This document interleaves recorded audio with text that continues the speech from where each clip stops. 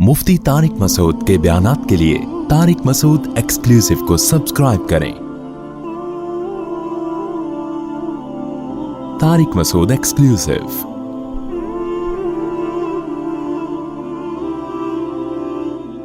वयसअलूनका अनिर्रूह कुलिर्रूह मिन अम्रि रब्बी। सूरह बनी इसराइल का रुकू नंबर 9 और 15वें पारे का भी रुकू नंबर 9 और सूरह बनी इसराइल का रुकू नंबर 10 भी और 15वें पारे का भी रुकू नंबर 10। हम इन दोनों रुकू की तफसीर अब शुरू कर रहे हैं। ये लोग आपसे रूह के बारे में पूछते हैं। रूह एक ऐसी चीज़ है जो तमाम मजहबी किताबों में इसका तज़किरा मिलता है। ये जब जिस्म में होती है तो इंसान जिंदा होता है, जब ये जिस्म से निकल जाती है तो इंसान मुर्दा हो जाता है। तो मुशरिकीन ने रसूलुल्लाह सल्लल्लाहु अलैहि वसल्लम से पूछा कि आप वाकई अगर अल्लाह के पैगंबर हैं तो रूह एक ऐसी चीज़ है जिसको अभी तक कोई एक्सप्लेन नहीं कर सका है। मुख्तलिफ मुफस्सिरीन के अक़वाल मिलते हैं। बाज़ ने कहा यहूदियों ने पूछा, बाज़ ने कहा फ़लाँ ने पूछा। हमें उससे गरज नहीं है, लेकिन एक कॉमन सवाल आप सल्लल्लाहु अलैहि वसल्लम से किया गया तो कुरान ने इसको वही बना के नाजिल कर दिया कि ये आपसे रूह के बारे में पूछते हैं, आप इनको बता दीजिए क़ुलि रूह मिन अम्रि रब्बी। रूह मेरे रब का हुक्म है। अल्लाह का हुक्म बॉडी में होता है, आप जिंदा होते हैं। अल्लाह का हुक्म निकल जाता है, आप मर जाते हैं। तो अब सवाल पैदा होता है, भाई ये तो रूह को आपने सही तरह से एक्सप्लेन नहीं किया, डिफाइन नहीं किया। आप अगर अल्लाह के सच्चे पैगंबर हैं तो रूह को डिफाइन करें आप। उसका जवाब कुरान ने दिया, वमा ऊतीतुम मिनल इल्मी इल्ला कलीला। नहीं दिया गया तुम्हें इल्म मगर बहुत थोड़ा। तुम्हारे पास नॉलेज बहुत थोड़ी है। क्यों थोड़ी है? कि तुम्हारा दिमाग महदूद और इल्म हासिल करने की सलाहियत महदूद। तो महदूद सलाहियत वाला हर चीज नहीं समझ सकता। यानी अल्लाह ने बता दिया कि इंसान रूह को पूरे तौर पे समझ ही नहीं सकता है। और हकीकत यह है कि आज मेडिकल साइंस ने इतनी तरक्की कर ली है, लेकिन आज भी मेडिकल साइंस यहां हथियार डाल देती है कि इंसानी बॉडी में जिंदगी कैसे होती है। मैंने डॉक्टरों से भी इस बारे में पूछा, बड़े बड़े एक्सपर्ट डॉक्टर से। वो भी कहते हैं कि इसको सही तरह से साइंस एक्सप्लेन नहीं कर पाती है और हथियार डालने पड़ते हैं कि हमें नहीं पता। यानी वो कौन सी चीज है जिसकी वजह से हम चल रहे हैं, देख रहे हैं, बोल रहे हैं, महसूस कर रहे हैं चीजों को। ये अजीब ही खुदा की कुदरत है। ये आप देखें, बॉडी जब इंसान जब मर जाता है तो पूरी बॉडी ऐसे ही होती है। आप कह सकते हैं कि हार्ट बीट नहीं होती इसलिए उसमें एहसास नहीं होते। भाई आप मसनूई तरीके से उसका दिल भी चला दें, आप उसमें शुऊर नहीं आता। तो ये जो शुऊर है जिसकी वजह से हम देख रहे हैं, सुन रहे हैं, महसूस कर रहे हैं चीजों को, ये कोई मादी चीज नहीं है।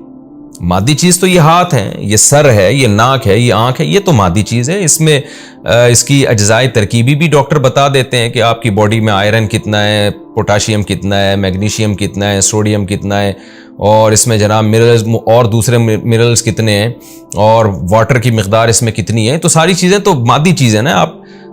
आप इसको अलग अलग करें तो ये वही चीजें हैं जो जमीन पे पाई जाती हैं, और आप हकीकत में इसको जोड़ दें तो भी एक पुतला बन जाएगा।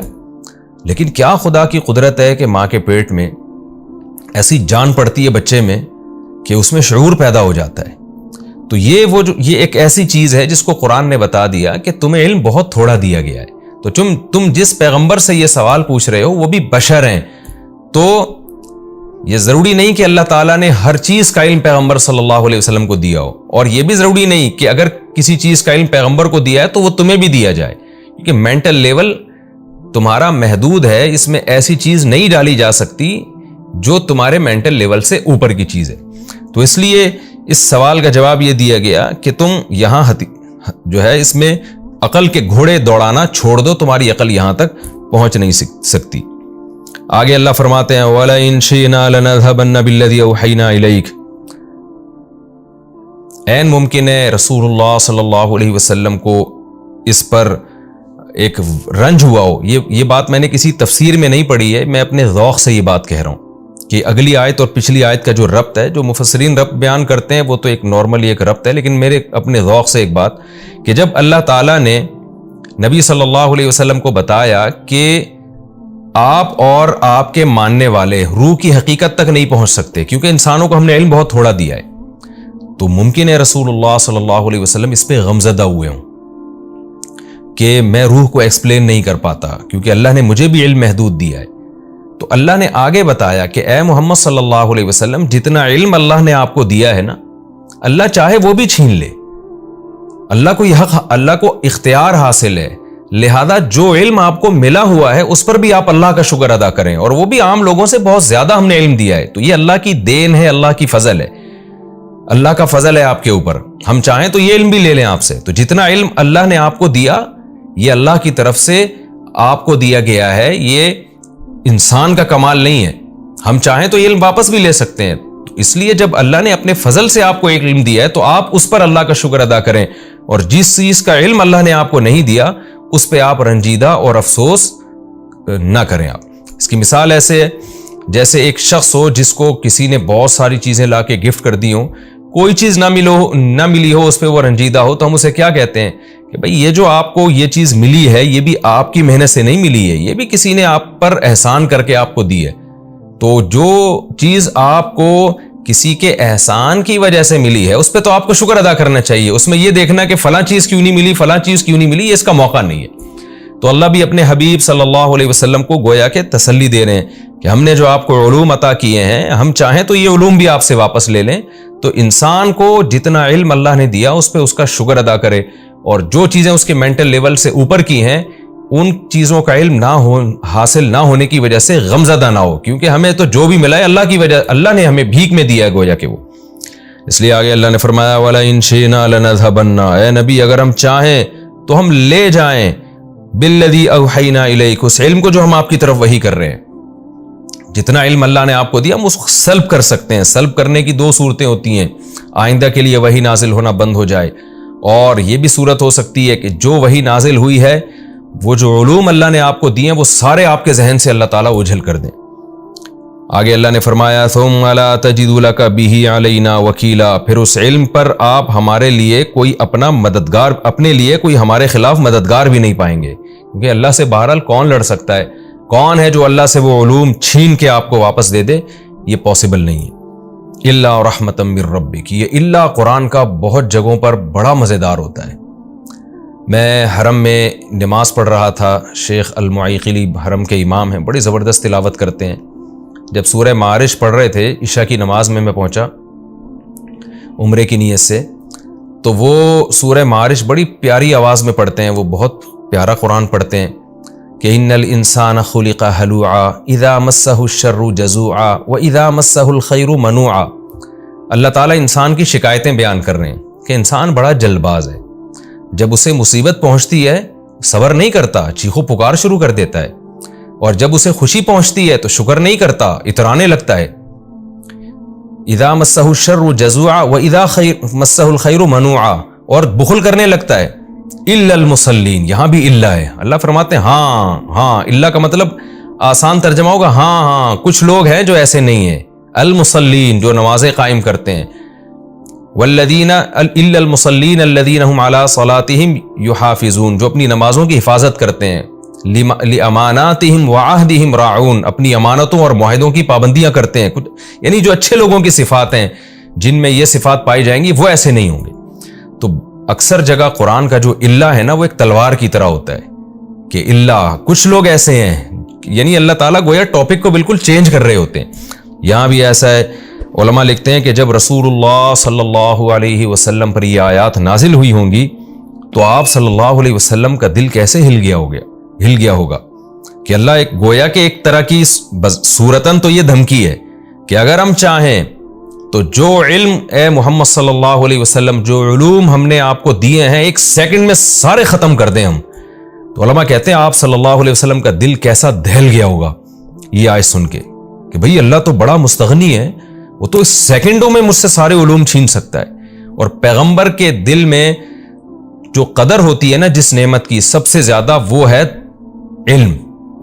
ایک کروڑ پتی ارب پتی آدمی ہو جو پیسے پہ بڑا مرتا ہو, ہر وقت دولت کی فکر میں لگا رہتا ہو, اسے سب سے بڑا کھٹکا یہ ہوتا ہے کہ مجھ سے دولت چھن نہ جائے. ایسے موقع پہ حکومت, کوئی پاورفل ریاست اس سے آ کے کہے یا بادشاہ اس سے آ کے کہے کہ میں چاہوں تو سیکنڈوں میں تمہاری دولت تم سے چھین لوں, تو آپ سوچئے جو سیٹ جس کے دل میں پیسے کی محبت ہے وہ ویسے ہی ہر وقت ڈرا رہتا تھا جیسے کہ دولت مند لوگ ڈرتے ہیں. جس چیز سے انسان کو محبت ہوتی ہے نا اس کے بارے میں خوف ہوتا ہے کہ چھن نہ جائے.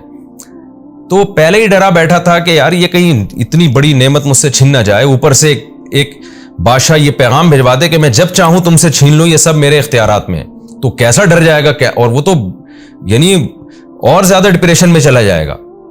تو پیغمبروں کی نظر میں جو سب سے بڑی اور ویلیویبل نعمت ہے نا، وہ علم ہے۔ پیغمبر دولت پہ نہیں مرتے، وہ تو دنیا کو مسافر خانہ سمجھتے ہیں۔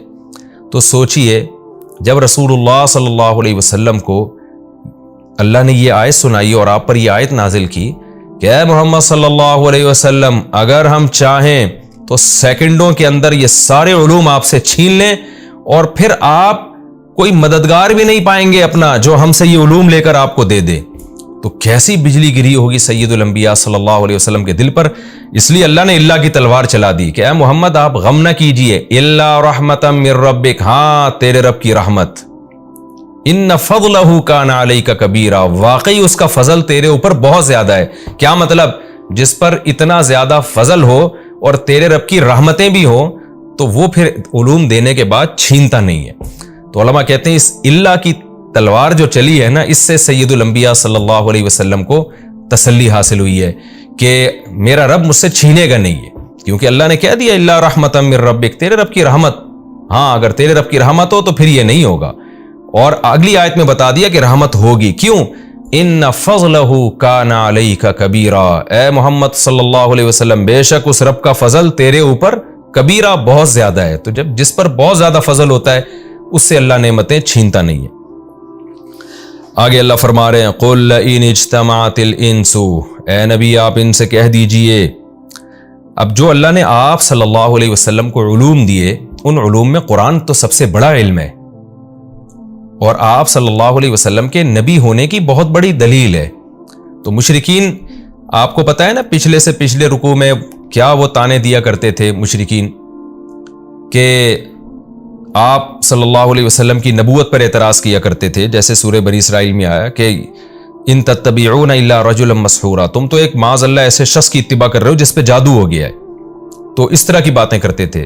تو اللہ نے بتایا کہ اے مشرکین، اگر تم یہ سمجھتے ہو کہ یہ علوم اللہ نے نہیں دیے پیغمبر صلی اللہ علیہ وسلم کو، خاص طور پہ جو قرآن ہے، بلکہ انہوں نے خود سے یہ گھڑ لیا ہے اور نسبت اللہ کی طرف کر رہے ہیں، تو اے نبی آپ ان کو اعلان کر کے بتا دیجئے کہ میں تو اکیلا ہوں نا، میں نے معاذ اللہ فرض کر لو اکیلے یہ قرآن بیٹھ کے بنایا اور یہ آیتیں میں تمہیں سنا رہا ہوں، میں تمہیں چیلنج کرتا ہوں کہ تم اکیلے نہیں، تمام انسان اور تمام جنات مل کے اس جیسا تم بھی قرآن لے آؤ نا، اور تم سب ایک دوسرے کی مدد کرو۔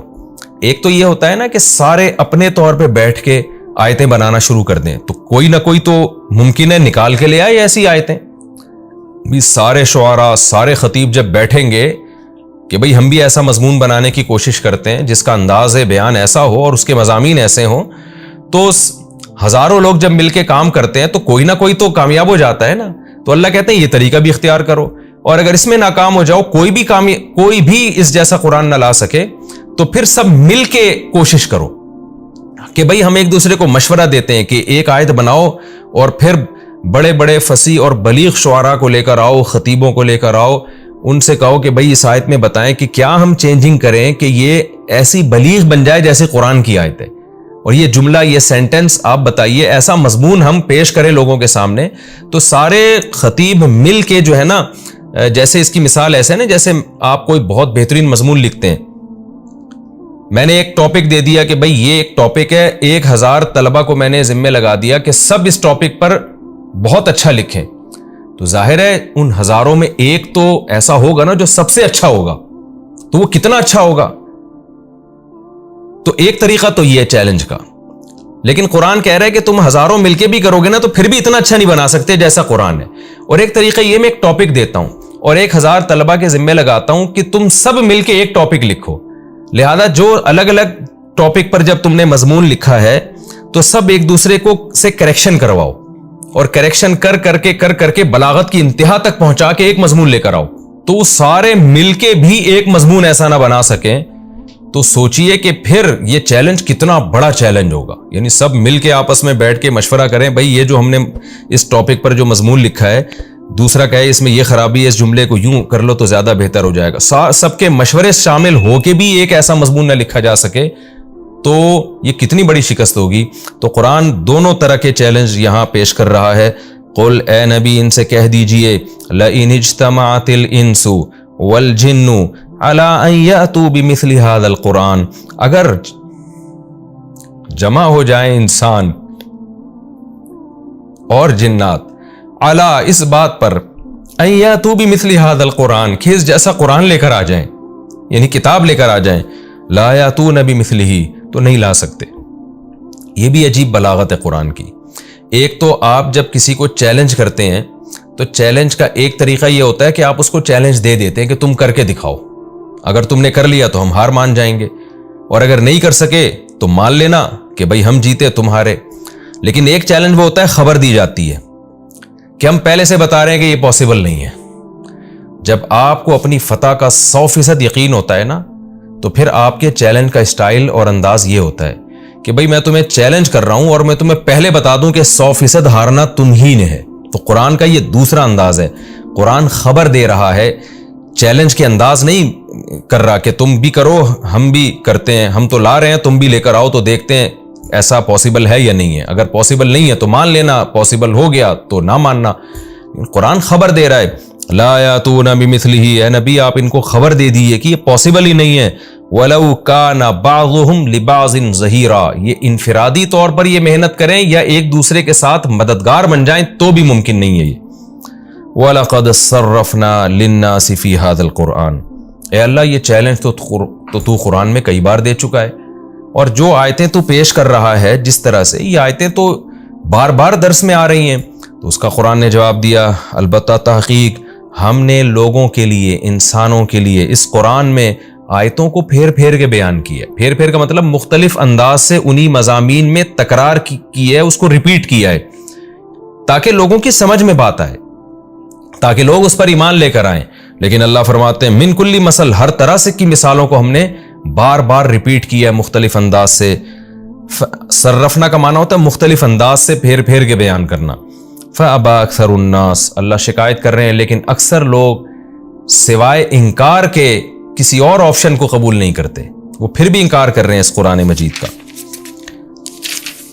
وقالوا، اور کیسے بیہودہ اعتراضات کرتے ہیں سید الانبیاء محمد صلی اللہ علیہ وسلم پر۔ ہم ان کے سامنے یہ آیتیں پیش کر رہے ہیں کہ ان کا جواب لے کر آؤ، لیکن وہی ایک ضد اور ہٹ دھرمی والی بات، وہ کیسے مطالبے کرتے ہیں لن نؤمن لک، اے محمد صلی اللہ علیہ وسلم ہم آپ پر ایمان نہیں لے کر آئیں گے حتی تفجر لنا من الارض ینبوعا، آپ معجزے دکھائیں ہمیں، آپ جب تک زمین پہ اشارہ کر کے ہمارے لیے چشمہ جاری نہیں کر دیتے اس وقت تک ہم ایمان نہیں لے کر آئیں گے۔ یا پھر ایک اور کام کریں آپ، او تکون لک جنہ، آپ کے لیے ایک باغ ہو، آپ تو مسکین ہیں، غریب ہیں، پیون زدہ کپڑے پہنتے ہیں، گھر میں 40 دن آپ کے چولہا نہیں جلتا، تو آپ کے لیے ایک باغ ہونا چاہیے، اشارہ کریں باغ پیدا ہو جائے، من نخیل کھجور کا، وعنب انگوروں کا۔ عرب میں سب سے زیادہ مرغوب پھل جو تھے وہ کھجور اور انگور تھے، بہت زیادہ کھایا بھی کرتے تھے، انگور پیدا ہوتا تھا طائف میں اور کھجور تو پورے عرب میں ہی پیدا ہوتا تھا۔ او تکون لک جنت من نخیل وعنب، یا آپ کے لیے انگور اور کھجوروں کے باغات ہوں، فتفجر الانہار، اور پھر ان کو سیراب کرنے کے لیے نہریں بھی آپ نے خود ہی جاری کرنی ہے، اس میں اشارہ کریں فتفجر الانہار خلالہا، ان کے بیچوں بیچ خوبصورت نہریں جاری ہوں، دریاں جاری ہو جائیں، تفجیرہ بہتے ہوئے دریا، خوب پانی اس میں پھوٹ رہا ہو۔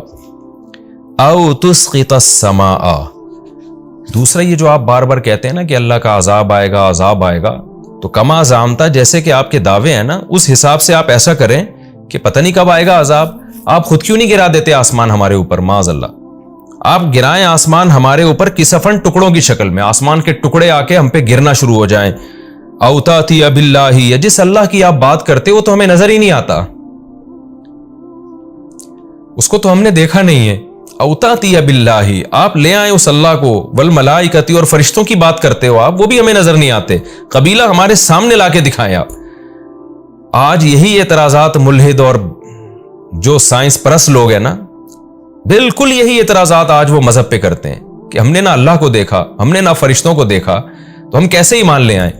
قرآن نے ان تمام باتوں کا کیا جواب دیا، وما اوتیتم من العلم الا قلیلا، کہ آج بھی انسان کو نا اپنی سائنسی ترقی پہ بہت ناز ہے، جو کائنات میں جتنا علم ہے نا، انسان اس کے 0.00001% تک بھی نہیں پہنچا ہے، لیکن اتنے تھوڑے علم پہ تکبر اتنا ہے کہ خدا کی آنکھوں میں آنکھیں ڈال کے بات کر رہا ہے اور اپنے بنانے والے کا اور اس کے پیغمبروں کا انکار کر رہا ہے اور ان سچے پیغمبروں کی باتوں کا انکار کر رہا ہے۔ تو یہ جیسے پہلے مشرکین کا جو انداز تھا، آج بھی وہی انداز ہے آج کے ملحدین کا۔ اللہ کہتا ہے او یکون لک بیت من زخرف، یا ایک اور بات ہم آپ سے چاہتے ہیں کہ آپ کے لیے ایک گھر ہو سونے کا۔